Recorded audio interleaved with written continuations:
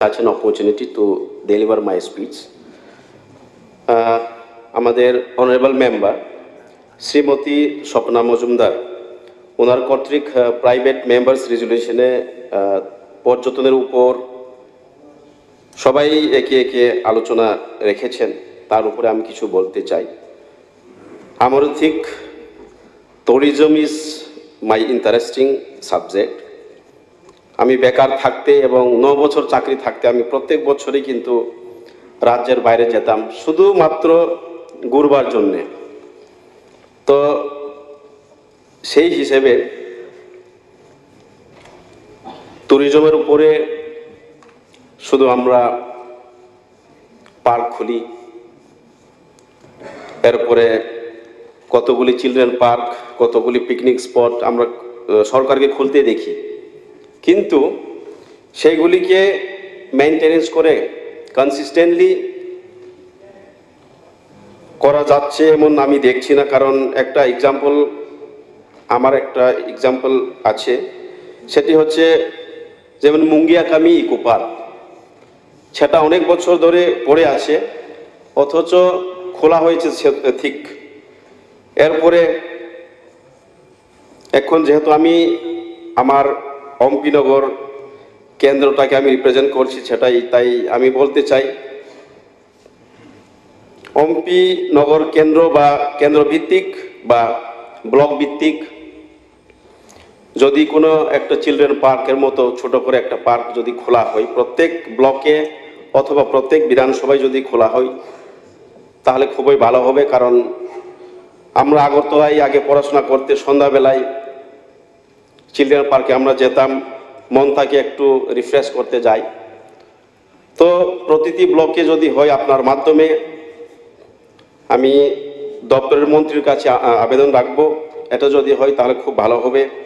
এবং আরও একটা সুন্দর জায়গা আছে আমার এরিয়ার মধ্যে, সেই জায়গাটার নাম হচ্ছে থুম।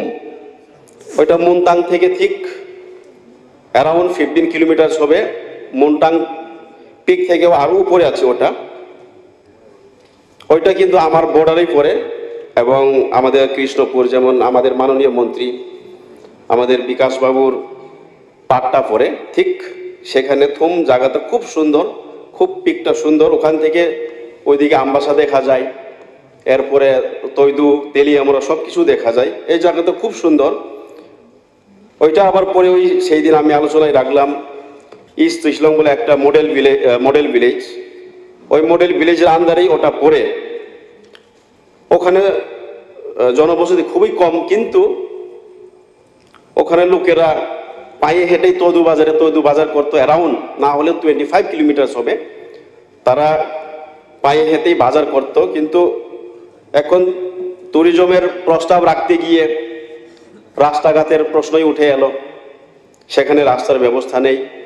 ওখান দিয়ে মুনতাং দিয়ে আমাদের মাননীয় মন্ত্রী বিকাশদার ওই এরিয়ার মধ্যে একটা ভালো রাস্তা যদি করা যায় তাহলে ওইদিকে এলাকা উন্নয়ন হবে এবং ট্যুরিজমও সেখানে স্থাপন করা হবে।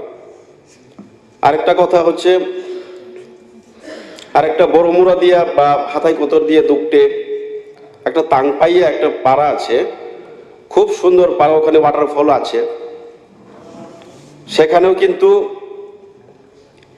ওয়াটারফল থাকতে আবার ওয়াটারফলের উপরে কিন্তু ঠিক আবার টপ একটা পিক, খুব একটা উচ্চ পাহাড় আছে। সেখান থেকে আমাদের ওইদিকে তৈদু হম্পি, ওইদিকে আবার জিরানিয়া চম্পকনগর দেখা যায়, এমন একটি জায়গা আছে। সেটাকে যদি তাংপাইয়া পাড়া, সেটাকে যদি ডেভেলপ করা যায় বা একটা নতুন একটা টুরিস্ট স্পট খোলা যায় তাহলে খুবই সুন্দর হবে। আমরা জানি, সবাই জানি কিন্তু যে টুরিস্ট স্পট খুললে পরে ওই বাসিন্দার লোকেরা কিছু তা না হলেও ইনকাম জেনারেশনের একটা ব্যবস্থা হবে।